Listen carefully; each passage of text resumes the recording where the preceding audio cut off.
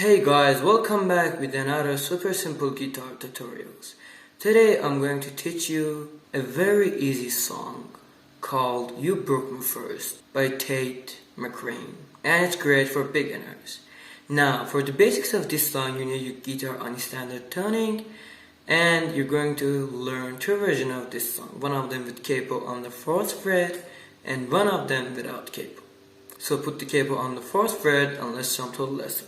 Now first of all, let's learn the strumming pattern because we're going to use this strumming pattern for entire song. It's really easy and simple. It goes like down, down, down, then up. Again, down, down, down, then up.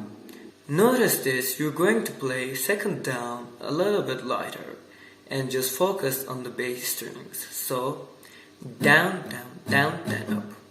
Down, down, down, then up.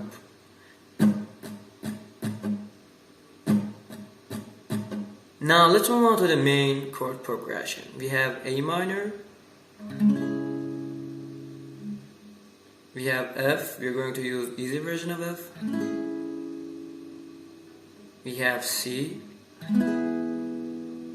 and finally we have G.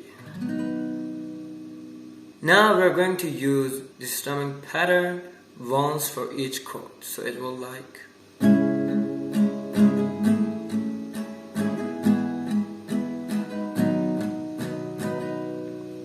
And that's all you need for playing and sing along with it. Now if you don't have any capo, let's move on to the no capo version. Now here our main chord progression changed to C sharp minor, A,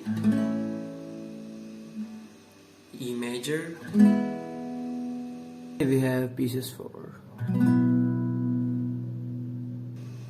Again, you are going to use that easy strumming pattern once for each chord, so it will like.